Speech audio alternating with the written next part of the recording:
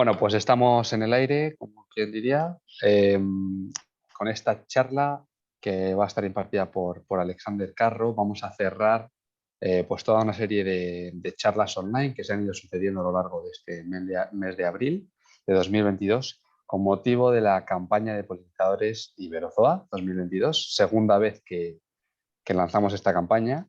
Hoy la verdad tenemos un ambiente muy cercano porque, bueno, pues Alex y yo somos básicamente compañeros de comisión de entomología. Llevamos ya en Iberozoa pues, un tiempecillo, desde cerca de los inicios de la asociación, y pues hace ya unos meses decidimos que sí o sí tenía que haber un huequecito en la asociación para, pues para hablar de los insectos, de los artrópodos y bueno, de todos estos grupos que componen la gran mayor parte de nuestra diversidad, ¿no? A nivel planetario, son la grandísima mayoría, pero que sin embargo muchas veces siguen permaneciendo pues un poco en la sombra, más ignorados, más temidos, bueno, cuando en realidad nos reportan todo tipo de beneficios a nivel ecosistémico, a nivel económico, bueno, y en definitiva, todas estas cosas que hemos ido viendo a lo largo de las charlas y que en concreto estamos haciendo un poco de énfasis, en este caso, en esta época del año, primavera y verano, los insectos polinizadores, ¿no? Pero al fin y al cabo hay muchísimos otros grupos que desde la Comisión de Entomología, entre Alex, yo y el resto de compañeros, que cada vez somos un equipo pues más grande, más motivado, empezamos a tener ya gente de distintas localidades y provincias. La verdad es que es un gustazo porque vamos creciendo poquito a poco y hay una actividad enorme para el grupillo que somos, o sea que da gusto de distintas partes y bueno, pues que siga así, que cada vez se vaya haciendo más eco de la importancia de los artrópodos. En concreto hoy, como digo, contamos con Alexander Carro, que bueno, no necesitaba ni prepararme en este caso una presentación, porque como digo, pues he tenido el placer de estar en estrecho contacto con él desde que hicimos esta comisión. Creo que tiene un email o alguna red que se llama Todoterreno, porque es que literalmente Alex es un todoterreno, o sea, eh, es espectacular verle trabajar, verle movimiento. No hay un momento del día que pare, que no esté activo e involucrado en actividades, en distintos proyectos, todos ellos relacionados con la naturaleza y bueno, pues da igual, puede estar trabajando con grandes mamíferos, como que puede estar enfocado en sus grupos favoritos, como son los coleópteros dentro del mundo de los insectos. En definitiva, es un apasionado de este mundo, de la naturaleza, sabe una barbaridad. Es realmente gratificante comprobar que ante prácticamente cualquier pregunta, duda o curiosidad que tengas, puedes obtener, si no es una respuesta directa, una recomendación, un contacto, bueno, una mano, ¿no? Un cable para adentrarte un poquito más bueno, en la pregunta que te esté corroyendo por dentro o en la curiosidad que tengas. Y también a nivel de compañero de la comisión, pues es un placer estar en contacto y trabajar juntos. O sea que eso, hoy contamos con Alex, es además biólogo, ha estado también impartiendo clases de zoología en universidades y bueno, como digo, en definitiva, hace poco también para estas jornadas, esta campaña de polinizadores, ha realizado un curso de entomología en León que tuvo muchísimo éxito, acudió mucha gente y fue una barbaridad a nivel práctico. La cantidad de materiales que se consiguieron recopilar, está todo documentado y pues lo iremos subiendo a las redes ya y enseñando pues, un poco los resultados de todos estos proyectos. Y bueno, pues en definitiva, que un placer, Alex, contar hoy con esta charla por tu parte y cuando quieras, pues podemos empezar. Que me pongo colorado, macho. Hombre, esa es la... Madre mía. Pues nada, bienvenidos a los que estáis aquí y los que vayan a ver la grabación, pues también bienvenidos. Como ha dicho Alberto, pues nada, más o menos han estado enfocadas todas las charlas al tema de polinizadores, ¿no? Porque al final es la campaña de polinizadores lo que tenemos, pues hay que centrarse un poco. Yo, como soy una bala perdida, pues voy a hacer todo lo contrario. Y dentro de las relaciones animales, la más importante dentro de los insectos quizás sea la polinización, pues yo voy a hablar de las otras, de las que la gente tiene olvidadas. Voy a hablar de 4 o 5 por encima, no me voy a extender muchísimo, y porque prefiero hablar de casos concretos, de algunos animales, de algunos artrópodos, de insectos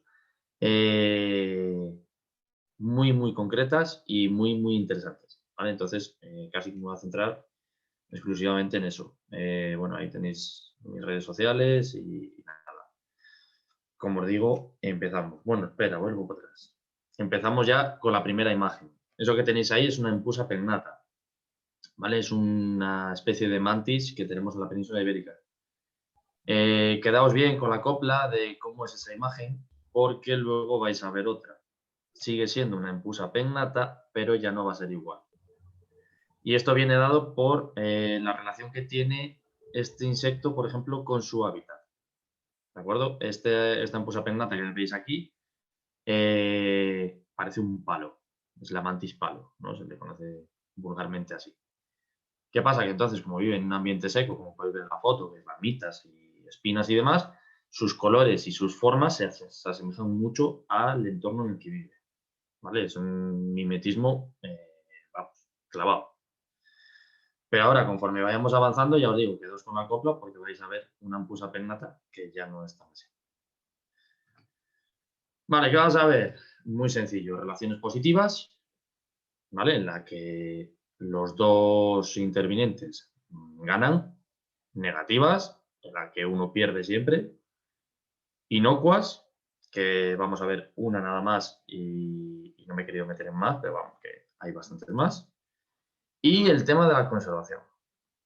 ¿Vale? Hablaré también un poquito por encima de algunas relaciones con los humanos, de los insectos y demás.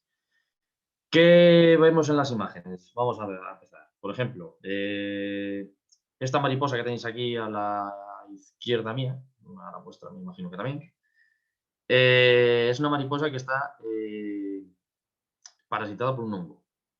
¿Vale? Por eso veis ahí esa especie de setitas que salen de la mariposa. Esto, por ejemplo, lo encontramos en una cueva. Fue súper chulo. Evidentemente es una relación negativa. Una relación de un insecto con un hongo negativa. Pensad que para todo el control biológico, para todo el control de plagas y demás, mucho de lo que se usa son hongos. ¿Vale? El Bacillus thuringiensis, por ejemplo, esa, no sé si, me parece que eso es una bacteria. Pero bueno, el Bacillus thuringiensis es casi lo que más se está utilizando ahora mismo en los campos para controlar las plagas de insectos. Entonces, una relación negativa.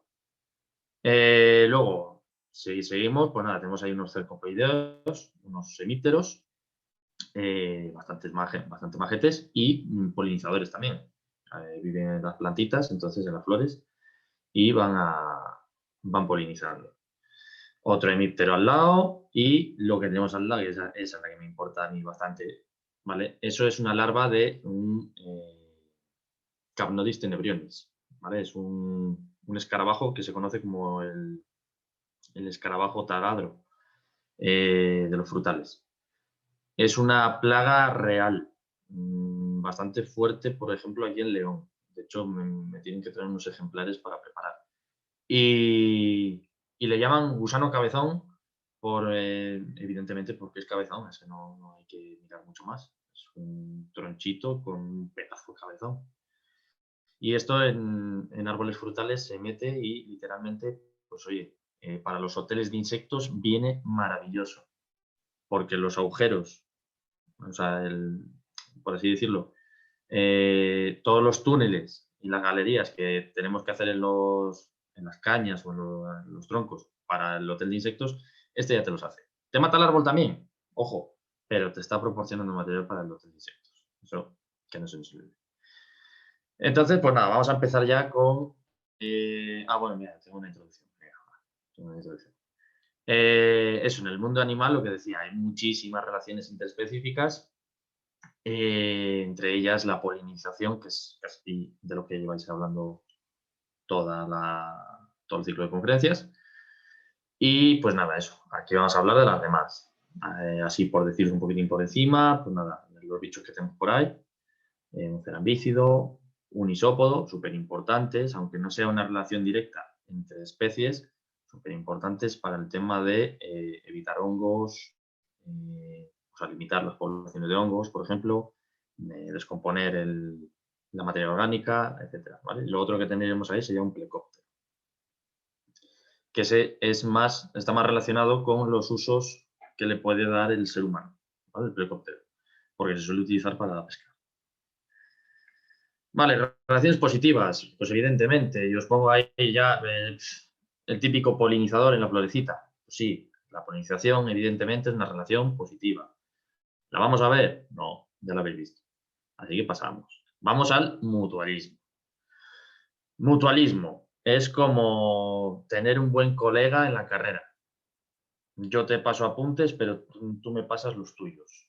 Yo voy a esta asignatura y te paso mis apuntes de esta asignatura, pero tú me pasas los de la otra. Mutualismo, puro y duro. Ejemplos clásicos que podemos encontrar: las hormigas con los pulgones. Mucha gente no sabe o piensa que la ganadería, la agricultura, son invenciones del ser humano. Y es que somos tan egocéntricos que llegamos a pensarlo. Y es mentira. Porque la ganadería y la agricultura la inventaron los insectos, en concreto las hormigas. ¿Vale? Pensad, por ejemplo, las hormigas cortadoras de hojas cultivan un hongo y comen el hongo. Entonces, lo cultivan a través de cortar las hojas. Y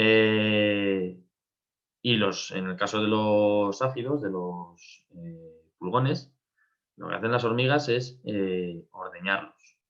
Ordeñan ese pequeño almizcle que sueltan estos bichitos y ese néctar. Y con eso comen ellas, y para que sea mutualismo, lo que les proporcionan a los pulgones es seguridad. Seguridad ante las mariquitas, que son depredadores, seguridad ante cualquier otro depredador, ¿vale? Una crisopa, por ejemplo. Y también, que eso normalmente es lo que sabe la gente, y lo que no sabe la gente tampoco, es que las hormigas lo que hacen es posicionarlos en los sitios donde el pulgón va a comer mejor y donde, al comer mejor el pulgón, va a producir mucho más, ¿vale? Entonces, es, por así decirlo, como que mueven las vacas de prado para que coman más en un prado que en otro, y así producen más leche, ¿vale? Entonces, es el clásico ejemplo. Pero ya luego podemos encontrar cosas tan chulas, bueno, como el cangrejo ermitaño con la anémona, que el cangrejo ermitaño lo que va a hacer es sencillamente defenderse gracias a los tentáculos y a los nidocistos de una anémona, y la anémona lo que gana es que, oye, pues al final te están paseando y tú comes del agua, de lo que se va acercando a tus tentáculos, pues al pasearte tienes más probabilidades de encontrarte con alguna presa, ¿vale? Entonces vuelve a ser un mutualismo, fuera de lo que podrían ser los insectos, ¿vale? Como habéis visto en la charla, artrópodos e insectos, ¿vale? Van a tratar un poco de todo. Y ahora ya vamos con estos dos casos muy chulos, que a mí me encantan, sobre todo el que tenéis justo debajo, esa pedazo de araña con esa ranita, ¿vale? Esa pedazo de araña que tenéis ahí es una Senestis, perdón, y es una especie de tarántula que convive casi de manera simbiótica con esa ranita, de tal forma que lo que hace la Senestis es proteger a la ranita frente a depredadores y darle un cobijo, porque viven en una cuevecita. Y lo que la ranita hace es limpiar la cueva de colémbolos, ácaros, lo que se os ocurra, cochinillas, cualquier invertebrado o cualquier insecto en general que pueda interferir, pues, en la puesta de la araña, en la propia vida de la araña, ¿no? Pues ya sabéis que los ácaros, por ejemplo, son parásitos incluso los propios. Son arácnidos que son parásitos de arácnidos. Podemos encontrar una araña cubierta entera de ácaros. Es común también ver escarabajos, coleópteros, que esos los tengo yo muy vistos, minadísimos de ácaros también, que se lo acaban matando. Lo acaban matando porque son muchísimos, ¿vale? Y luego, otro ejemplo, que es una pasada, y os voy a contar la anécdota, porque un profesor mío de zoología tenía un ejemplar de Acrocinus porco, ¿vale? Que es el escarabajo ese gordote que tenéis ahí, ese cerambícido. Eh, Tengo un amigo que, bueno, me dijo un día que él tenía un Acrocinus también, le había abierto los élitros y se había encontrado el pseudoescorpión que veis ahí abajo, ¿vale? Y esto vuelve a ser otra vez otra relación entre dos artrópodos en este caso, porque no son insectos los dos, el pseudoescorpión es un arácnido, pero vuelve a ser otra relación. Entonces yo andé pispo y dije, voy a donde el profesor mío y le digo, déjame el Acrocinus que vamos a hacerle aquí una intervención quirúrgica a ver si tiene pasajeros. Y efectivamente, pues preparando el insecto y demás, al abrir los élitros y separarlos, va y aparece un pseudoescorpión justo debajo de las alas membranosas del escarabajo. Y ¡guau! ¡Qué pasada! Y resulta que es que si algún día dais con la suerte de que podéis conseguir uno de esos escarabajos, os aseguro que 2 de cada 3 siempre tienen un pseudoescorpión. Y eso es porque la relación que tienen el pseudoescorpión y el Acrocinus es tan íntima y tan a veces necesaria que se cumple 2 de cada 3 veces. ¿Vale? Entonces, ¿cuál es la relación? Muy sencillo. El Acrocinus es un taxi y el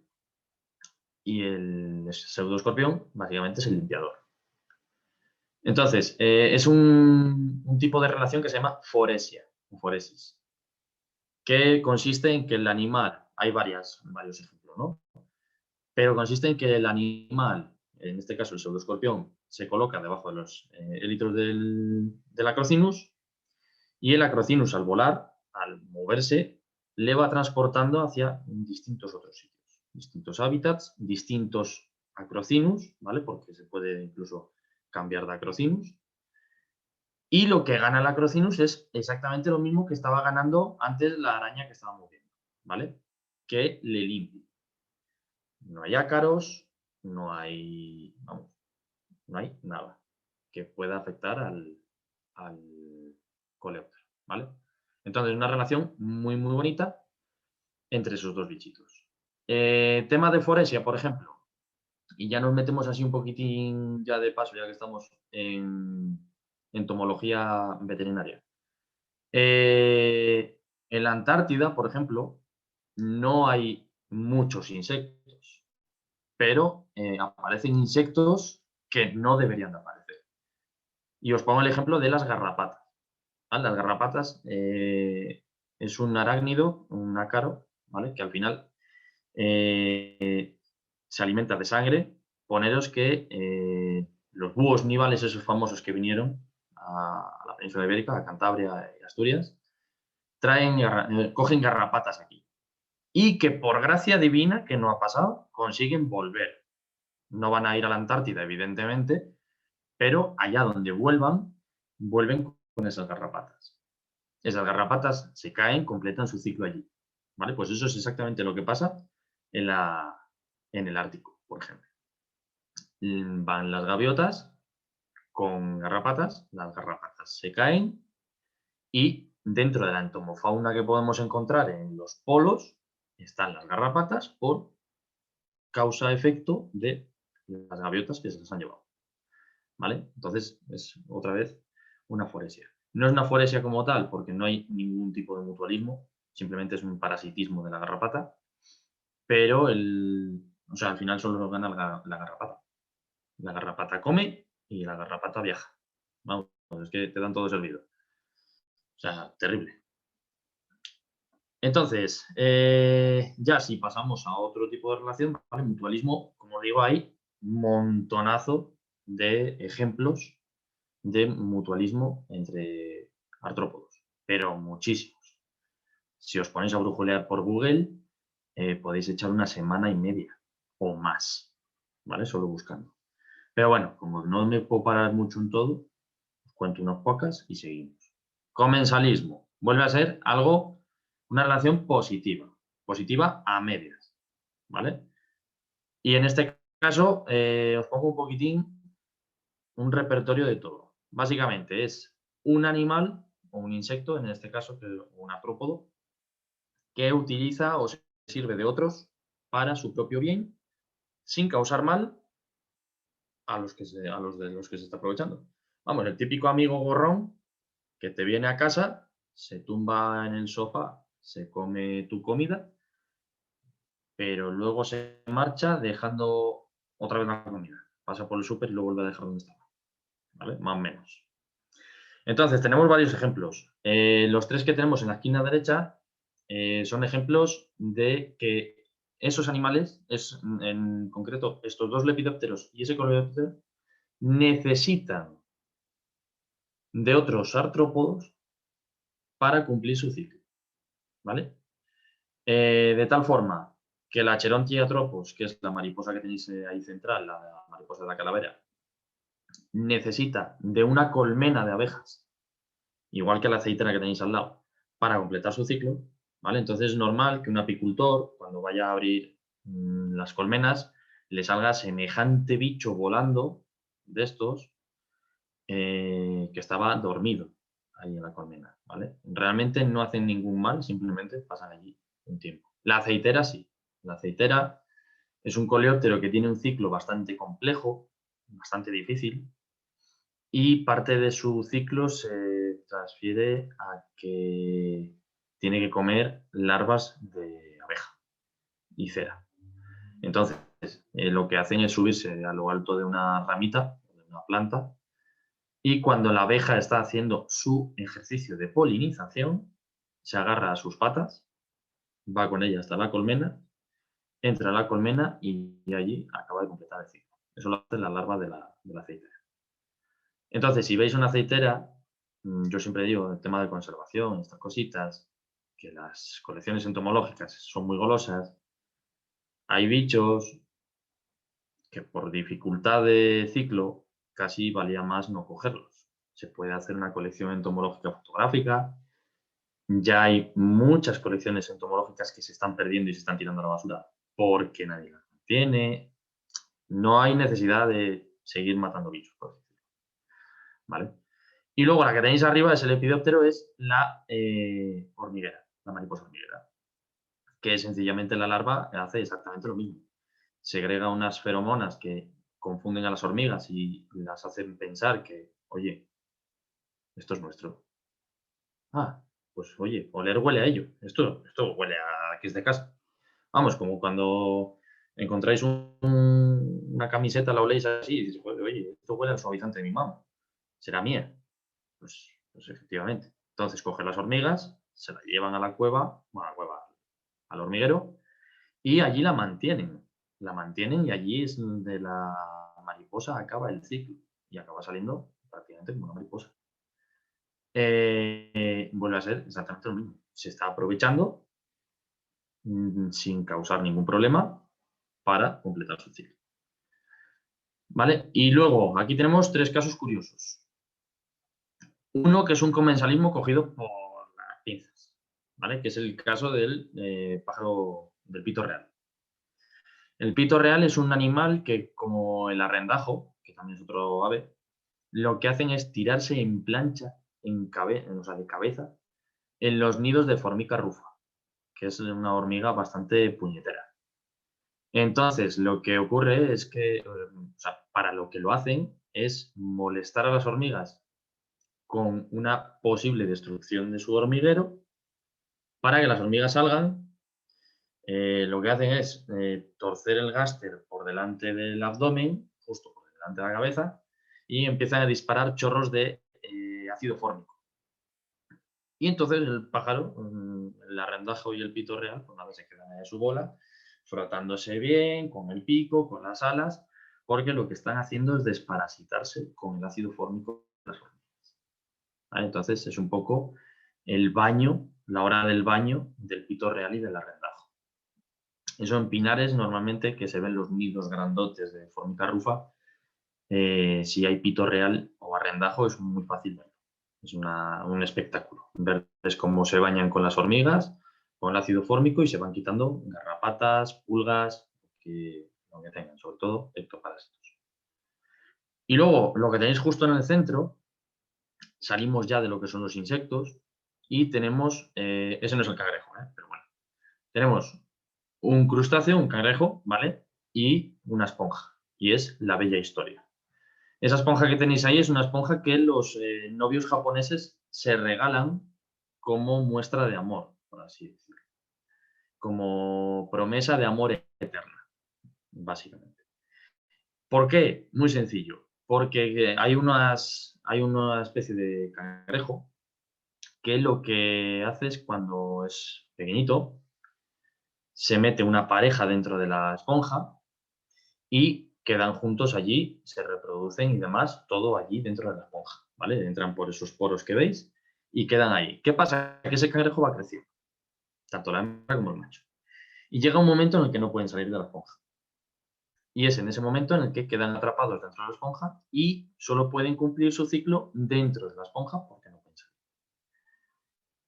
Las larvas, como son larvas, la larva de los crustáceos es la Nauplius, es una larva súper chiquitita, microscópica, que no se ve, cabe perfectamente entre los poros, entonces esos cangrejos nuevos, esas crías, salen y ya hacen su vida. Pero sus progenitores quedan atrapados para siempre hasta que el día que se mueren dentro de esa esponja. Entonces, pues eso, es un símbolo de amor eterno y promesa de amor eterno, tal y cual, ¿vale? Pero no deja de ser una relación de comensalismo. Esos cangrejos están utilizando a esa esponja como refugio y seguridad frente a depredadores, ¿vale?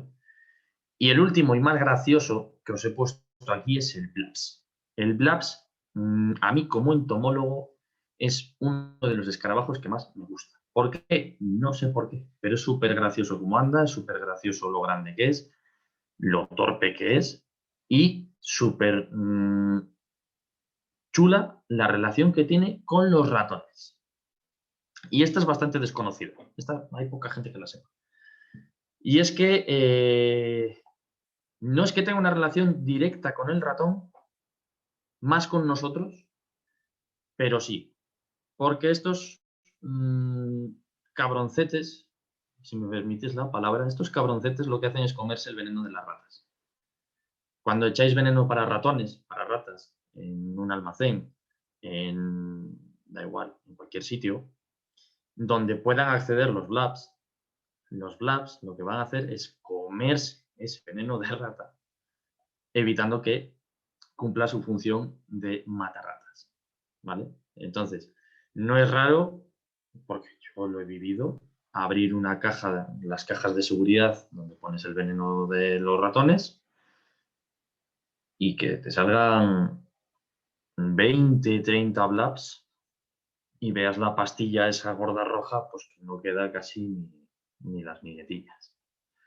Porque esto se lo han comido, ¿vale? Pensad que la mayoría de venenos de rata funcionan como anticoagulantes. Y estos bichos sangre, sangre, sangre como tal no tienen. Entonces el efecto que puede hacer sobre el ratón no lo va a hacer sobre el Blast. Y bueno, pues es algo súper chulo, la verdad. Yo voy a seguir pasando. Si en algún momento tenéis alguna pregunta, descolgáis el micro y me decís cualquier cosa. No pasa nada. Pregunta, intervención, lo que queráis. O sea, micros abiertos. Vale. Relaciones negativas. Evidentemente, todas aquellas en las que salga algún perjudicado. Siempre va a salir uno. Raro es que salgan los dos. En la imagen lo que tenéis ahí es una zarza, ¿vale? Si os dais cuenta está muy, muy, muy, muy, muy modificada y es porque es una galla lo que se ha formado en la zarza. Y cada uno de los poros que veis en esa galla es una avispilla que ha salido de esa galla, ¿vale? Entonces, las agallas en los árboles ya sabéis cómo funcionan, más o menos, me imagino, que el bicho viene, pica la planta genera una resistencia hacia ese veneno y bien sea por el veneno o por el huevo, ¿vale? Pueden ser ambas cosas. El árbol genera esa resistencia, englobando dentro el veneno o el huevo, y cuando nace la larva, en el caso de que sea el huevo, se come el interior de esa galla, hace su ciclo y sale. En el caso de que sea veneno, una vez se ha formado el tumor, ¿vale? Viene otra vez el insecto, pica el huevo y ya el huevo eclosiona y completa el ciclo otra vez. ¿Vale? Entonces sería negativa hacia la planta, porque en verdad lo que hacen es obligar a perder mucha energía a la planta. Depende de la planta en sí. Pero hay muchos robles. Yo he visto robles caer de tanta galla que tenían. De ver un roble y tener más agallas que hojas. Eso lo he llegado a ver. Entonces el roble acaba ya casi muriendo por culpa de esto. Entonces, parasitismo, tenemos varios, ¿vale? Parasitismo es evidentemente una relación muy negativa para el hospedador, porque normalmente el hospedador lo que hace es acabar muerto. Sería, por así decirlo, con la depredación, la relación negativa de las peores que hay. Porque, como os digo, siempre acaba uno muerto. Entonces, aquí tenéis varios ejemplos. Voy a empezar por el ácaro que tenéis abajo, el rojito. Lo que os decía antes, de esos limpiadores de ácaros, lo que hacen es limpiar estos ácaros. Ácaros podemos encontrar en prácticamente en cualquier insecto, en cualquier artrópodo, escorpiones, arañas y coleópteros, como os decía antes. Los ácaros son parásitos muy comunes en el reino, en el grupo de los insectos, ¿vale? En el reino animal también. Lo que pasa es que una garrapata, por ejemplo, no la vamos a encontrar en un escorpión. Es muy difícil. Una garrapata ya lo tenemos que encontrar en vertebrados. Pero en el caso de invertebrados lo que vamos a encontrar son este tipo de ácaros, ¿vale? El rojito este. Que, como os decía antes, también pueden llegar a matar al hospedador. Normalmente no pasa, pero puede llegar a tal número que pasa. Que es que yo algún coleóptero he encontrado, algún Oryctes y algún Lucanus, de cogerlos en la mano y decir, madre mía, pues es que ya no se mueve. Y que, vamos, morirse en la mano, prácticamente. Y luego tenéis aquí los típicos ejemplos de parasitismo súper chulos, ¿vale? Que son los himenópteros. Los himenópteros son una maravilla en el mundo de la entomología en lo que respecta a parasitismo, ¿vale? Ahí en la esquina tenéis un nido de una alfarera. De alfarera tenéis los nidos que queráis, porque dependiendo de qué especie sea, es un nido de una forma o un nido de otro. Y bueno, ya sabéis que las alfareras siempre las vemos como avispas súper majas, súper currantes, que hacen unas vasijas muy bonitas, pero lo que no sabemos es lo que hay detrás, para lo que es esa vasija. Muchas veces no lo sabemos. Y en el caso de... Hay dos especies que suelen ser las más llamativas en la península ibérica, que es la cazadora de arañas y la cazadora de orugas. ¿Vale? Entonces hacen un jarroncito, van metiendo arañas, en el caso de la cazadora de arañas, que mete arañas sedadas, no las mata, las seda. Las inyecta un veneno, las deja paralizadas y las mete a la vasija. Y va metiendo, y va metiendo, y va metiendo, y va metiendo. Cuantas más, mejor. Y en el momento en el que acaba, pone un huevo, pone la tapa y se desentiende. El huevo eclosiona, nace la larva, se come a las arañas vivas, completa su ciclo dentro de la vasija, rompe la vasija y sale. Y se completa el ciclo. Pasa lo mismo con orugas. Está la cazadora de orugas. Veis una avispilla súper chiquitita cazando unas orugas bestiales. Lo mismo, la seda se las lleva, las va metiendo en una vasija y en este caso lo que suele hacer es pegar el huevo arriba. ¿Vale? Si aquí están las orugas, pega el huevo justo encima, ¿vale? Con un pedúnculo, como si fuese el huevo de una crisopa, cierra y cuando la larva nace, cae directamente encima de las orugas y se las come vivas nuevamente. ¿Vale? Hace su ciclo, rompe la vasija y sale. Pero podemos encontrar cosas tan chulas como esta tan brillante que tenéis aquí, ¿vale? Que es la Ampules compresa. Que esta lo que hace es exactamente lo mismo, pero con cucarachas. ¿Vale? No construye una vasija, sino que la vasija es la cucaracha. ¿Por qué la pongo? Porque es un animal súper interesante que descubrimos hace un tiempo unos amigos y yo, que no siempre funciona. Porque es un animal que normalmente hay gente que lo tiene en cautividad, lo cría como mascota. Llámame loco, es una avispa. ¿Vale? Entonces lo que hacían era poner las cucarachas y la Ampulex va, las pica, las deja sedadas, ¿vale? Medio atontadas, mete el huevo dentro, nace la larva y se empieza a comer a la cucaracha de menos importante a más importante. Es decir, primero se come las gónadas, ¿vale? Todo el aparato reproductor, que no sirve para nada. Luego sigue con el digestivo y ya luego ataca pues, al sistema central y a todo lo que ya coordina el tema del funcionamiento de la cucaracha. Que ya sabéis que una cucaracha puede vivir 8 días sin cabeza y se muere de hambre, porque no come. No se muere porque le falta la cabeza. Entonces, esta avispa tiene ahí la joyita. ¿Qué pasó? Que nos dimos cuenta de que las avispas, por así decirlo, primerizas, o meten mucho veneno, mucho sedante, y se cargan a la cucaracha, entonces no vale. O metían poco, la cucaracha se pispaba, y ya sabéis que las cucarachas son muy sociales. Entonces iba donde las otras, y las hacía así, y otra cucaracha literalmente le abría el abdomen y sacaba el huevo de la Ampulex, librando así a la cucaracha de morir a manos de la Ampulex. Que luego moriría por otra cosa, por el agujero que le habían hecho para sacar el huevo, pues puede ser. Pero se daban cuenta de que algo estaba mal. De hecho, una cucaracha, si la tocáis y la soltáis, si tenéis cucarachas en casa, cogedla, la tocáis, soltadla y seguidla. Porque en el momento en el que la sigáis, va a ir directamente a donde haya otra para limpiarse, porque le damos asco. A vosotros os dan asco las cucarachas, pero a ellas nosotros les damos más. Cuando tocas una cucaracha se va y pide a otra que le limpie, o se limpia ella. Eso es siempre muy curioso. Luego, cazadoras de arañas, que os he dicho que en la península ibérica hay, evidentemente, donde las arañas son más grandes, hay cazadoras de tarántulas. Y veis una avispilla súper pequeña cazando unas tarántulas que le mete miedo al susto, pero las cazan igual.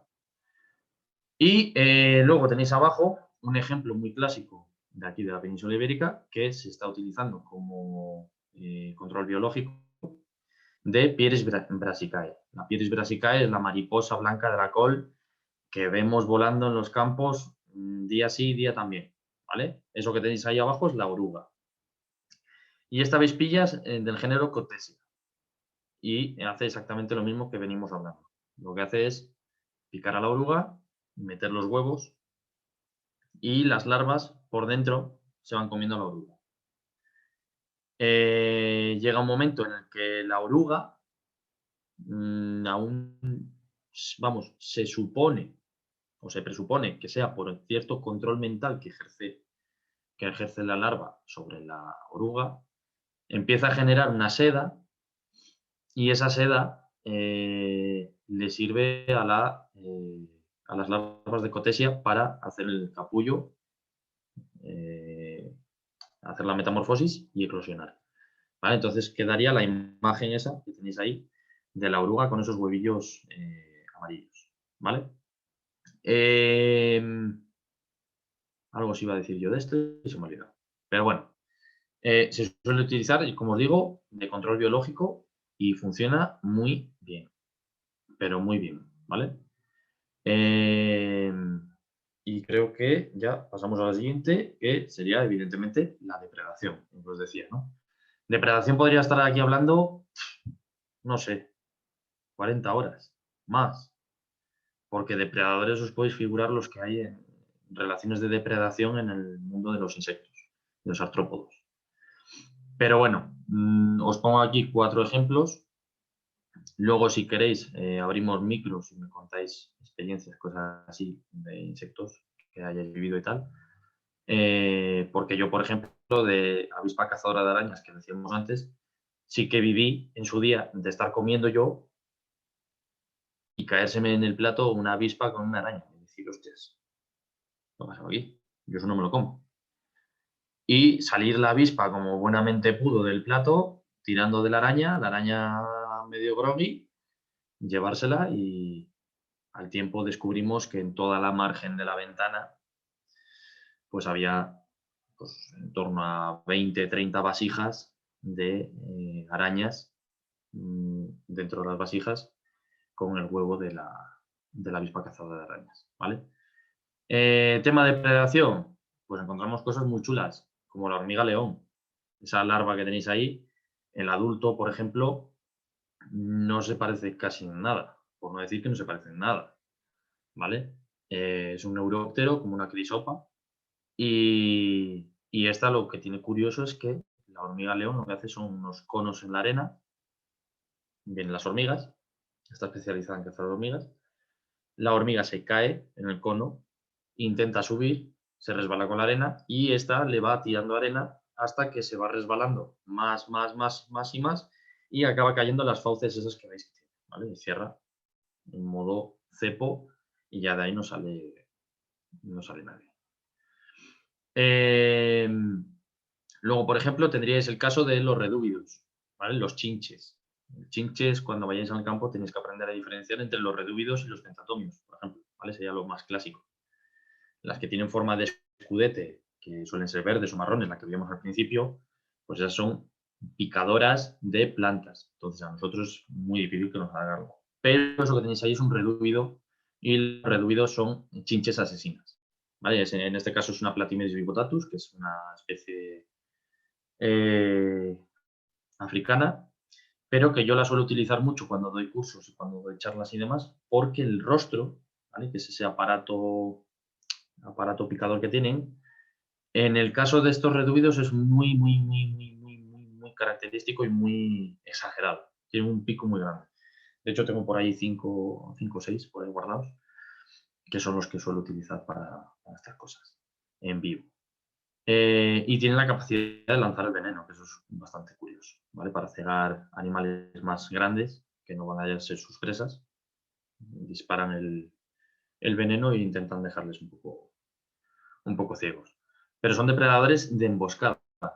Esto, si vieseis cómo caza este animal, cómo se prepara encima de una piedra, encima de una rama, esperando a que lentamente pase la presa y luego salta encima, directamente le clava el rostro, inyecta dentro enzimas digestivas, lo diluye, o sea, lo licua totalmente y usa el rostro como pajita, es increíble, increíble.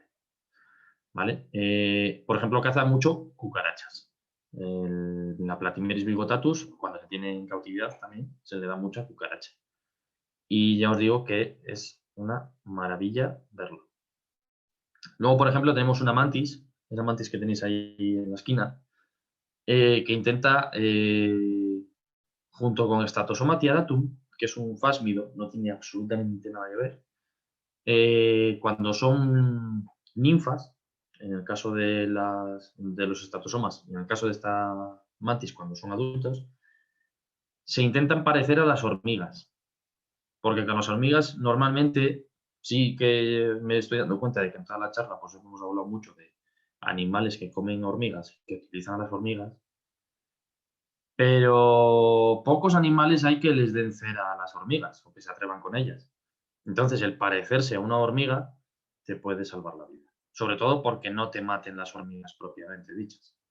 ¿Vale? Entonces, esa mantis es una cazadora de hormigas y en el caso de Statosoma tiaratum, como digo, las ninfas se parecen a hormigas porque viven en Australia.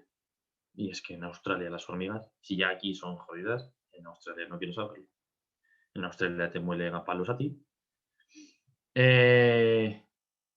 Y luego, pues la clásica depredadora dentro de nuestra fauna ibérica, la araña lobo, los licósidos, nuestras amadas tarántulas que cada vez quedan menos, las ognas, por ejemplo, que también quedan poquitas, porque la conservación no está muy dada. Y en el caso de Macrocele calpellana, esa también os la voy a mencionar porque es una especie que está protegida. ¿Vale? Hay insectos que están protegidos, pero más que insectos hay arácnidos que están protegidos. ¿Vale? Y somos poquitos, pero si alguien se mueve en el mundo de la ciencia, de la entomología, de estas cosas, y no sabe hacia dónde tirar o hacia dónde encontrar salida profesional, arañas. ¿Vale? Arañas. O sea, sí que están protegidas por ley, ¿vale? Hay muchísimos insectos protegidos por ley, la rosalia alpina, el Lucanus cervus, Cerambix cerdo, son coleópteros todos, están protegidos y como tal está protegido su hábitat, ¿vale? Para proteger al insecto, porque al final es complicado. Pero en el caso de las arañas, están protegidas, pero no se está protegiendo nada. Entonces, si os metéis ahí, ahí tenéis un nicho bastante chulo. Macrocele calpellana sí que se está haciendo algo, porque es la típica, se llama araña toro o araña de los alcornocales. Y entonces, pues oye, si conserva su hábitat, más o menos se puede conservar un poco la especie. Pero ya os digo que no se está haciendo nada. Entonces es un nicho laboral bastante chulo y bastante inédito. A ver, que me lío. Depredación. Pues nada, eso. Os podría hablar del Butus occitanus, del escorpión, os podría hablar de mil cosas, ¿vale? De los odonatos, por ejemplo. Mira, de los odonatos sí os voy a hablar, que eso me gusta. La relación, o sea, relaciones de depredación, normalmente entendemos que los insectos están debajo, pero no siempre es así. En el caso de los odonatos, las libélulas, las larvas, pueden llegar a cazar renacuajos. De hecho, lo hacen, cazan renacuajos. Están cazando anfibios, insectos que cazan anfibios. Cazan peces. Con ese rostro que tienen ellos, que tienen una máscara, que es como lo denominamos, una máscara así con dos uñas, les tapa la cara y lo que hacen es lanzarla a modo de propulsor, agarrar la presa y llevársela a la boca. Los carábidos, por ejemplo, también muy, muy típicos, el género Carabus, es un coleóptero, y ese también, literalmente se acerca a las charcas y cuando los renacuajos están muy cerca de la orilla, bien para asolearse y coger un poco de calorcete o cosas así, el Carabus se mete en el agua, los coge y los saca y se los come. Luego hay arañas pues, que andan por encima del agua, también comen invertebrados que comen invertebrados. O sea, no, invertebrados que comen vertebrados, perdón, que me lío. Y bueno, pues vamos a acabar. No sé ni cuánto tiempo llevo, me parece que muy poquito, pero bueno. Vamos a acabar con relaciones inocuas, ¿vale? Que no son ni perjudiciales para uno ni positivas para otro, simplemente están ahí en el limbo. Y la más típica es el mimetismo, ¿vale? Esto que tenéis aquí es un hemíptero, una cigarra, que tiene forma de espina. Y en el fondo es una especie de mutualismo, porque este animal se asemeja a una espina y al colocarse en una planta parece una espina y no se lo va a comer nadie, con lo cual esa planta le está ofreciendo una especie de refugio, pero es que él a la planta también le está ofreciendo, porque puede ser una planta que no tiene espinas, que se estén colocando 200 de estos hemípteros, 200 ejemplares, y esa planta pase de no tener espinas a tener espinas. Entonces, cuando llega algún depredador, ¿vale? Algún herbívoro, a comerse la planta y ve las espinas, dice, yes, para, que esto pincha. Vamos a aquella que se me pincha. Entonces, más o menos podría entenderse como una especie de mutualismo incluso, ¿vale? Pero eso, el mimetismo. Mimetismo, creo que os he puesto estos dos ejemplos y no os he puesto más, porque dije, ¿para qué? Mejor hablamos de ello, que hay muchos ejemplos. Pero los más clásicos son los de los... Ay, ¿no he puesto yo la mantis? Ahí va, pues se me ha olvidado poner la mantis. Mira que lo había dicho. Bueno, luego os cuento, si no, la historia. De la ampusa pernata que os enseñaba al principio. Fásmidos, los insectos hoja, los insectos palo, son los reyes del mimetismo. ¿Vale? Aquí tenéis un Philium, que es un insecto hoja, y bueno, ya veis que es una hoja. Luego el estatosoma que os mencionaba antes, ese es el insecto corteza, ese se parece más a una zarza. Insectos palo tenemos de muchos tipos. Luego hay fásmidos que no usan tanto el mimetismo, sino que usan más una especie de aposematismo. El aposematismo básicamente es enseñarte que somos venenosos, ¿vale? Entonces, Perufasma schultei, por ejemplo, que es un fásmido australiano, ese es negro entero, con 2 alas muy pequeñitas rojas, que las agita y las vibra para hacer ruido y meter miedo, y tiene los ojos amarillos muy chulos. Realmente lo que te está diciendo con esos colores es que sí que es tóxico, y en verdad es tóxico. Te puede llegar a escupir, por así decirlo, un líquido bastante repugnante. Y en el caso para insectos, pues bastante peligroso. Casos de ese, por ejemplo, también está el escarabajo bombardero, el escarabajo escopetero que tenemos aquí en España, que ese es un escarabajo que, gracias a 2 cámaras que tiene, juntando agua oxigenada con otro compuesto que no recuerdo cuál es, lo junta todo en una cámara y literalmente se produce una explosión que sale un vapor a 100 grados centígrados. El escarabajo es así chiquitito. En una mano humana te puede causar quemaduras de segundo grado, tranquilamente. A un escorpión ibérico, a un Butus occitanus, lo mata. A una escolopendra lo mata. Y, o sea, vamos, y no os quiero contar los tropicales ya nos hacen un agujero en la mano. Y eso vuelve a ser aposematismo. Los colores que tienen esos animales son colores muy vivos, muy verde metálico, naranjita, muy puntero. Pero bueno, vuelvo al mimetismo que me lío, como siempre. Esto que tenéis aquí es una chinche, ¿vale? Este es un redúvido. Fijaros el rostro que tiene, que es bastante exagerado. Y es un redúvido que me estoy dando cuenta de que solo estoy hablando de hormigas, pero es un redúvido que caza hormigas, ¿vale? Pero es más truculento, porque lo que hace es echárselas al cuerpo, ¿vale? Ya veis que lleva todos los cadáveres en la espalda, por así decirlo. ¿Para qué lo hace? Pues en teoría se cree que para oler a hormigas. Y porque las hormigas, como lo aprovechan todo, también aprovechan los cadáveres. Entonces, cada una que se arrima, ¡pum!, a la mochila. Y así. Entonces, pues es una forma de mimetizarse, de pasar desapercibida dentro de las hormigas, dentro de sus presas, ¿vale? Y comérselas. De mimetismo os propongo, creo que somos 7, vale, lo pone ahí, somos 7, os propongo. Ahora acabo con la parte de conservación. Que hablemos de animales, de insectos miméticos. Sí que os voy a contar, antes de pasar a lo de conservación, lo de la mantis, ¿vale? Casi volvería arriba. Voy a volver para arriba. Aquí, vale. Esta ampusa pennata os decía que está camuflada según su entorno, ¿vale? Entonces parece un palo, porque la vegetación que tiene alrededor son ramitas y todo vegetación seca.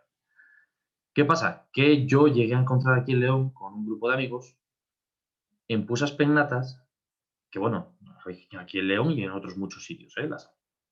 En pusas pennatas que el color dista muchísimo de los colores que estáis viendo en esta imagen. De hecho, son verdes y rosas. Y en nuestro caso las encontramos asociadas a Imantoglossum leucinum, que es una especie de orquídea, ¿vale? Una orquídea grandota. Y en un campo, pues no sé las que habría de Imantoglossum, igual habría casi 500, más de 500 plantas. Pero cada 2 o 3 plantas había una ampusa. Cada 2 o 3 orquídeas, en una de ellas había una ampusa. Un macho, una hembra, una ninfa, daba igual. Pero en cada una, siempre, siempre, siempre, siempre había una. Y de estos colores. Lo curioso es que en ese mismo campo, cuando te acercabas a la zona que estaba más seca, que había más matorral, que había cardos, que había tal, encontrabas con esta morfología. Entonces te estás encontrando la misma especie en el mismo sitio con distintos morfos que deciden cambiar en función del hábitat que tienen. Que llama la atención porque dices, bueno, a ver, es que las orquídeas, las Imantoglossum hircinum, duran tan solo, pues eso, la floración. Luego pierde la flor y queda la roseta. La roseta es verde y es muy pequeña, es muy basal. Ahí ya la mantis no va a poder sobrevivir. Pero durante ese periodo, la mantis adquiere esos colores y vive encima de la Imantoglossum. ¿Por qué? Porque al ser una planta tan grande, una flor tan grande, una planta tan grande con tantas flores tan grandes, atrae a muchísimos polinizadores que la mantis les va a dar caña y se los va a comer, ¿vale? Entonces, acabo con conservación. Aquí ya os pongo pues, 2 ejemplos sin más de insectos. No es que haya alguna relación concreta. Sí que Lucanus cervus, por ejemplo, es un coleóptero que tarda en torno a los 7 años en completar su ciclo. ¿Vale? Por eso os decía que en el caso de hacer una colección entomológica, coger un Lucanus vivo, y aparte de que está protegido, coger un Lucanus vivo y usarlo para la colección, está suponiendo que tarda 7 años en reponerse ese ejemplar, si se repone, porque los hábitats de estos escarabajos están muy, muy, muy frágiles, ¿vale? De hecho, por eso está protegido el animal. En el caso de Cerambix pasa lo mismo. En el caso de Oryctes pasa lo mismo. Son animales que tienen ciclos muy largos, un hábitat de bosque caducifolio muy concreto y cada vez pues, se va viendo menos. Y bueno, la otra que tenéis ahí, pues nada, es una Papilio macaon, que es una mariposa súper bonita y asociada al hinojo normalmente. La tengo puesta porque, bueno, al final es polinizadora también.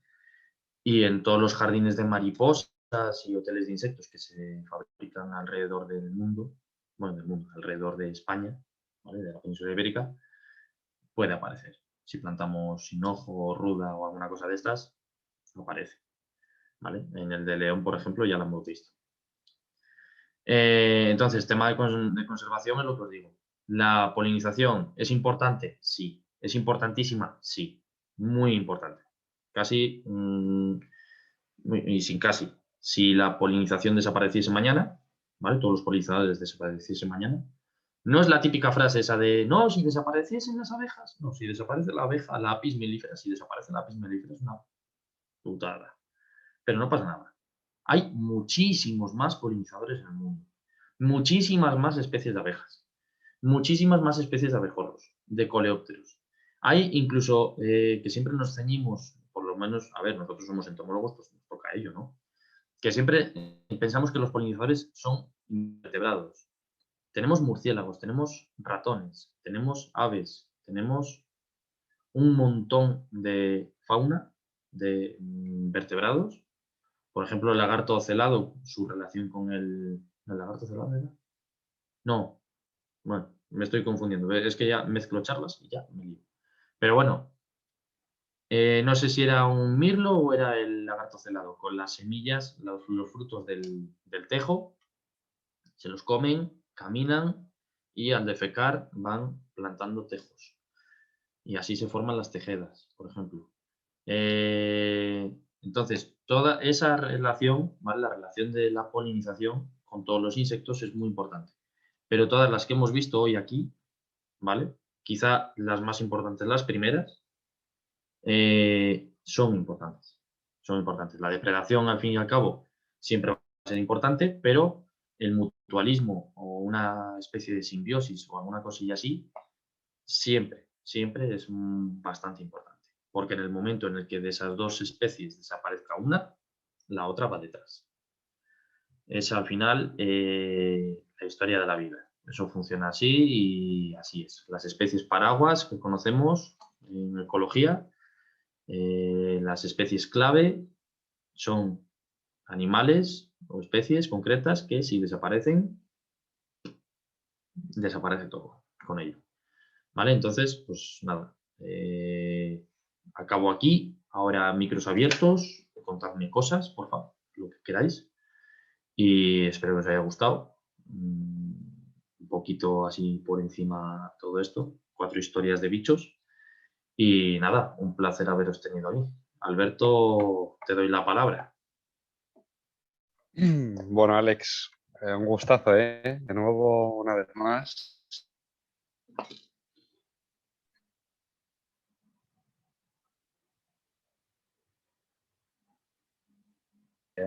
Una maravilla de charla. Yo estaba fascinado continuamente por la cantidad de interacciones que nos han mostrado, ¿no? De distintos tipos. ¿Se me escucha bien? Bueno, tengo una conexión un poquito inestable que me han echado de la clase en la que estaba, pero bueno, espero que me escuchéis bien. Sí, ¿no? ¿Se me escucha? Sí, ahora sí. Vale, vale. Que eso, que como digo, que un placer, que muchísimas gracias porque es súper interesante y eso, como has dicho, pues es el momento de que a quien le apetezca lanzar cualquier tipo de pregunta o reflexión, que lo haga. Puede estar relacionado con la charla, pero yo aprovecharía que es Alex y si tenéis cualquier otro tipo de pregunta en general, que también la lancéis, porque seguro que os puede dar alguna respuesta al respecto o algo más de información o bueno, indagar un poquito más en ese ámbito. A mí siempre me gusta romper el hielo y tengo alguna preguntilla anotada, aunque ya te digo que sobre todo han sido tomar nota, ¿eh? Aquí como si estuviéramos en clase. Yo tengo mucho que aprender. Pero bueno, Alex, por ejemplo, Dale, dale. sí que me he fijado creo que todas o la mayor parte de las interacciones que nos han mostrado incluían la presencia de dos especies, ¿no? Pero ¿podrías, por ejemplo, ponernos algún ejemplo de interacciones y si se podría aplicar el mismo concepto de positivas, negativas, inocuas con más de dos especies? Es decir, que, por ejemplo, hubiera un tercer organismo involucrado en la interacción. Es complicada, ¿eh? Es complicada esa No sé si pregunta. os de acuerdo alguna. Es complicada porque, a ver, en verdad, podríamos hablar de competencia a medias, ¿vale? Y de aposematismo batesiano, o sea, sí, mimetismo batesiano, perdón. En el caso de que tú manejas de eso, abejas y sílfidos. Yo he visto abejas y sílfidos cascarse literalmente por una flor en concreto. Entonces, tienes tres especies. La flor, ¿vale? La planta que están intentando polinizar o coger el néctar, y las dos especies de sílfido y de abeja que se están zurrando literalmente, compitiendo por ver quién llega primero.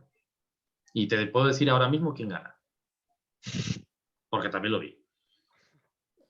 En Y esa, le metí una zurrada el sílfido a la abeja, el sísfido a la abeja, fíjate.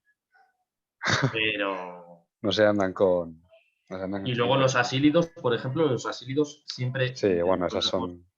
andan pispos por allí por si acaso pueden cazar alguna abeja o alguna cosa. Pero así me has pillado, ¿eh? Se me ocurre, por ejemplo, el hiperparasitismo es un parásito cuyo huésped sería otro parásito que a su vez, pues eso, ya ha depositado, ¿no? Los huevos en el interior de un organismo. Por ejemplo, a mí me ha llamado mucho la atención cuando has mencionado ejemplos que se utilizan hoy en día muy frecuentemente en biocontrol de plagas de cultivos, como las avispas, estas parasitoides. Pues no sé, ya te digo que no estoy seguro de si podríamos seguir incluyendo a este tipo de interacciones en las que se incluye alguna otra capa más, ¿no? Eso pues un hiperparásito en estas relaciones positivas o negativas, o ya tendríamos que hablar pues eso, de otro tipo de relaciones como lo que has mencionado ahora de competencia o bueno, de otra índole. Pero bueno, es interesante la verdad. El hiperparasitismo ese me mola. Me mola porque en verdad sí que tiene su historia, ¿eh? Pero claro, ya definir si es positivo, negativo o inocuo, Claro, ahí a lo ya. mejor tenemos que desarrollar otra clasificación en ese aspecto. Muy bien, pues bueno, de momento, aunque no sea pregunta, reflexiones, comentarios, todo es bienvenido. Animaros a eso o abriros el micro, como ha dicho Alex antes, aunque aquí normalmente acabamos haciendo de moderadores y leyendo el texto. Cualquier cosita que tengáis ahí, bueno, pues carcomiéndoos la mente, soltadla, que es el momento ahora.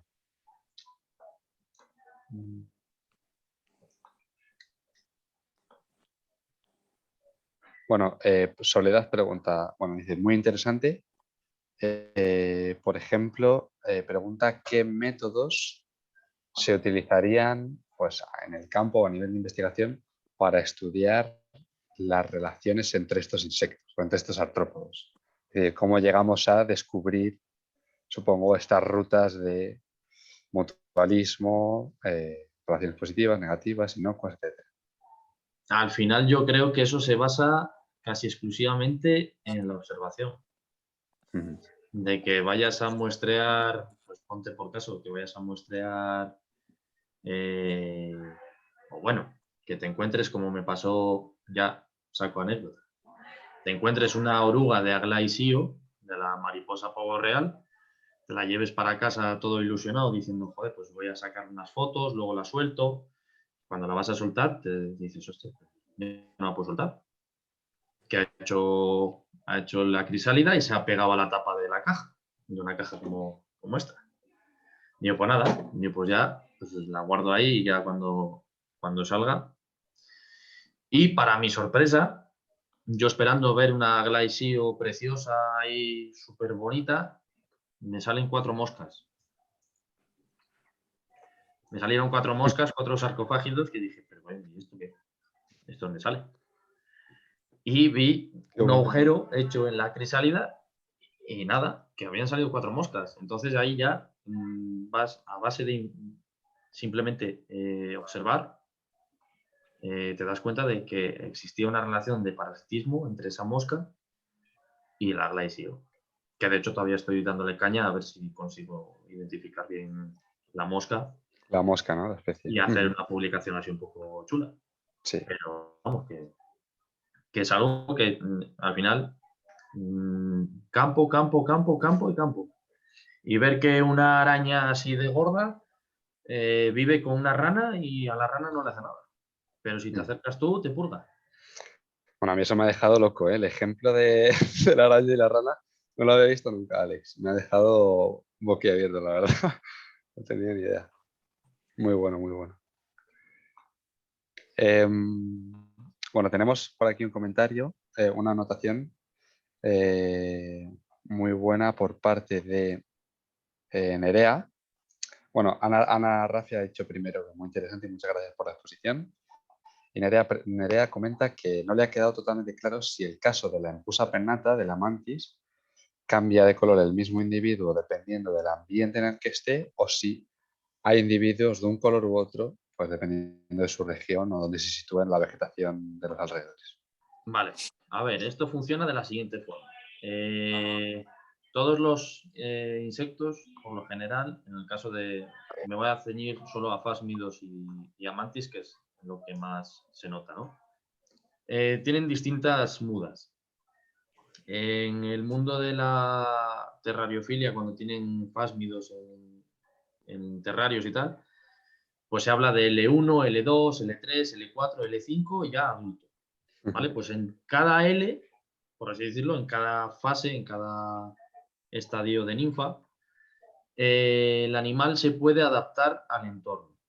De tal forma que con Statosoma tiaratum, por ejemplo, que es el que os decía antes, el australiano este, que es un fásmido, el insecto corteza, si buscáis Statosoma tiaratum lichen, vais a ver uno que es literalmente un líquen. Y eso es simplemente porque el fondo que le hemos puesto son líquenes, o si le ponemos un fondo oscuro va a ir transformándose hacia lo oscuro y así, ¿no? Y podemos sacar distintas formas. En el caso de Empusa pennata, por lo general, cuando eclosionan todas tienen la morfología que habéis visto al principio, ¿vale? En la primera imagen. Pero con el tiempo, si viven en una pradería con orquídeas, lo que van a ir haciendo en cada muda es ir cambiando los colores, ir adquiriendo colores hasta que en la última muda, ¡pum!, se vuelven verdes y rosas y se quedan verdes y rosas. Puede ser que esa oteca haya caído en un tomillar, como puede pasar aquí en León, y como son ramitas secas y demás, pues desde que nace hasta que llega adulta se queda exclusivamente marrón y en forma de palo como la primera que hemos visto. Y eso funciona un poco así. O sea, el cambio inmediato de color Se puede ver en algunos artrópodos, como por ejemplo en los tomísilos. Las arañas cangrejo que vemos en las flores, Bueno, eso sí. si cambian de una flor blanca a una rosa, en cuestión de media hora, una hora, se vuelven rosas. Si cambian una amarilla, en cuestión de una hora, media hora, se vuelven amarillas, y así, o menos. Pero estos suelen ser colores ya únicos y finales, vamos. Si eres rosa y verde, eres rosa y verde. Muy bueno. Arañas camaleónicas.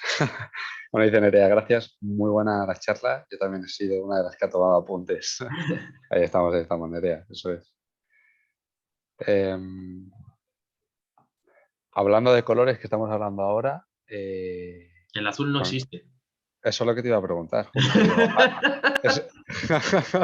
es que Javi me lo dejó muy claro. El azul no existe. Me has cazado totalmente. Digo, voy a aprovechar y que Alex nos cuente algo de si hay algún color en la naturaleza que encontramos, que apenas encontramos o que ni siquiera encontramos en este tipo de relaciones, por ejemplo, pues de mimetismo o de camuflaje o, bueno, estas coloraciones en insectos. ¿Qué pasa con el azul? El azul no existe, es simplemente, o sea, las mariposas que nosotros vemos azules, es que, a ver, esto Javi lo explica mucho mejor que yo, pero las mariposas que vemos azules, son azules porque están refractando la luz, no porque sean azules. Tienen las escamas como buenos lepidópteros, alas con escamas. Tienen unas escamas concretas y las colocan de forma concreta para que la luz, al rebotar, salga azul. Por eso es muy chulo el experimento que hay de coger una mariposa morfo, que ya de esta os voy a contar otra curiosidad. La mariposa morfo, que es esta súper azul que vemos en las selvas y tal, esa, siempre que la veáis en la selva, evidentemente no la vais a ver aquí. Si la veis aquí, normalmente estará pinchada en un alfiler. Pero si estáis en la selva y veis una morfo y no tenéis agua, seguidla. Porque donde hay morfo, hay agua. Y eso no falla nunca. Mensaje. Tip de supervivencia. Donde hay morfo y agua, sí. Mensaje Pero para eso, allá. al amorfo tú le echas alcohol en las alas, una vez disecada, no vamos a ser malas personas, le echas alcohol y se vuelve verde. Verde parduzca, y conforme se va evaporando el alcohol, vuelve a adquirir el tono azul, porque al tú echar el alcohol, lo que haces es cambiar la refracción que ejercen las escamas con la luz, como el efecto de una gota en una cámara de fotos, por ejemplo. Y en este tema, a ver si contamos en algún momento también con la presencia de Mario, ¿no? Que también escribió el artículo para hablar de ello. Pero bueno, también aprovechando que durante estas charlas hemos hablado mucho de insectos, de colecciones, de métodos de muestreo, bueno, y de observación, pero también captura de insectos en campo. Yo que sé que sabes un poco sobre este tema, tal vez sería interesante, pues eso, comentar que en realidad en España no es posible salir al campo y bueno, por tu cuenta, digamos, sin ningún tipo de permiso o autorización. Bueno, es posible, pero no se debería hacer. Entonces, si nos puedes, por ejemplo, proporcionar con alguna mini información, en realidad, qué procedimientos hay detrás de la captura de individuos en campo para un proyecto de investigación o para fines privados o particulares. Eso es algo que comenté en Madrid cuando fui a hacer el curso de entomología. Antes de hablar de colecciones, hablé de las arañas protegidas, lo que os he contado antes. Entonces, no sé quién fue que dijo, oye, ¿y cómo proteges una araña? Pues si la pisas nadie se va a dar cuenta. Y mi respuesta literal fue, ¿y si yo voy a Granada y le doy una patada en la boca a un lince, tampoco se entera nadie? O sea, si no te pillan, tú le puedes dar una patada en la boca a un lince.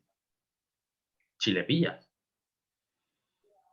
Entonces, ¿cómo proteges una araña? Exactamente igual. Si te pillan pisando una araña protegida, una macrocele, te doblan. Y en el tema de las colecciones vuelve a ser lo mismo. Las colecciones, si nosotros queremos hacer una investigación para poder recolectar ejemplares vivos en el campo y sacrificarlos, lo primero que tenemos que hacer es pedir un permiso a la comunidad. ¿vale? Bien a la Comunidad de Madrid, si estás en Madrid, a la Junta de Castilla y León, si estoy en León, por ejemplo. ¿Vale? Entonces, se presenta el proyecto a medio ambiente diciéndoles exactamente qué especies quieres coger, dónde las quieres coger, para qué las quieres coger. Y ahora, hoy por hoy, que ha entrado relativamente hace poquito, ahora hay que pagar una tasa de 37 euros. Antes no había que pagar nada. Y normalmente te piden o te aconsejan que para que te lo den sí o sí, tienes que ir respaldado por alguna entidad. Dícese una asociación entomológica, una asociación como Iberozoa, por ejemplo, una universidad, un departamento de una universidad, alguna entidad que, por así decirlo, avale tu investigación y las razones por las que tú quieres salir al campo a muestrear. Que luego la realidad es otra, porque tú presentas eso y has presentado, yo qué sé, para coger 5 especies de coleópteros en un pueblo concreto de, yo qué sé, Matadeón de los Oteros, que es un pueblo de aquí de León, y llega el permiso y te dicen que cojas los coleópteros que te salga la de la chucha y por toda la provincia. Y dices, pues nada, pues vale. Sí que al final del año, porque es anual, al final del año tú lo que tienes que hacer es entregar un informe con lo que has cogido, para qué lo has cogido y presentarlo y para qué te ha servido, básicamente. Para qué te ha servido coger ese bicho y qué has descubierto con ese bicho. Y ya está. O sea, no tiene mucho más complejidad. Perfecto. Sí, por lo menos para dejar claro que no es, que bueno, que hay un proceso detrás, que hay cierto papeleo y un proceso detrás y se tiene que hacer con un fin determinado y, bueno, sí. Si lo coges por coger, te van a Justificado. Claro, te doblan, pero bien doblado además. Sobre todo, una cosa que se está poniendo muy de moda y es muy peligroso son las trampas de luz de mariposas. Y eso es la multa más gorda que te puede caer. Y no es pequeña. Interesante saberlo. Aunque, por ejemplo, aunque lo hagas en una parcela particular. Es que eso ya es muy controvertido. En Claro, claro. teoría, si te pillan haciéndolo en tu casa, te pueden decir algo. Si tienes la picardía de ponerlo en una lámpara de tu jardín y es la lámpara de tu jardín, aunque sea la Claro, bombilla específica, eso ya. claro. Pero es muy relativo. Lo de la propiedad privada en estos aspectos es muy relativo.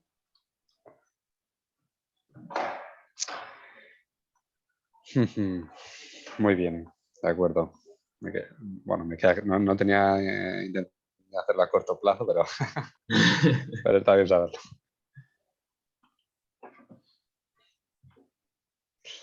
Vale, pues perfecto. De momento no hay así más comentarios. Yo creo que, bueno, en general está todo bastante claro. Yo creo que ha sido una charla, que te digo, de aprender mucho. Y bueno, que está claro que también no será la última vez que te tengamos por aquí, Alex. Eso darlo por hecho. Eso, vamos, lo podemos dar todos por hecho. Hoy hemos hablado de interacciones, pero otro día podemos hablar bueno, de 1000 cosas distintas, así que contaremos también con su participación en futuras charlas, ponencias, cursos presenciales de entomología, salidas al campo con los compañeros de botánica. Es decir, bueno, que esto va a seguir. De momento hasta aquí cerramos oficialmente las charlas online, aunque nos queda una pendiente de una compañera de Inés que la haremos en mayo, promocionándola un poco aparte de las charlas, que será sobre polinizadores y horticultura, así que, bueno, por favor, estad pendientes de las redes porque va a ser súper interesante. Pero hoy oficialmente ya cerramos estos ciclos de abril con Alex, así que creo que no había mejor manera de cerrarlo que con alguien de la comisión, de la asociación, y hablándonos sobre interacciones tan interesantes. Así que nada, pues muchísimas gracias, Alex, por la charla y muchísimas gracias a los participantes por asistir, por manteneros ahí conectados y por aportar vuestro granito de arena, comentarios positivos y preguntas y reflexiones. Tienes comentarios positivos en el chat, Alex. Muy buenas charlas que ya se marcha la gente, gracias por las conferencias. Bueno, en definitiva, muchas gracias a vosotros, que al final es por lo que lo hacemos y por quienes al final sí, se están realizando las charlas. Si no fuera por vosotros y por el interés que hay detrás de la pantalla o donde sea, no las haríamos, ¿no? Entonces, las primeras gracias a vosotros y hoy las segundas a Alex. Y con esto voy a detener la grabación.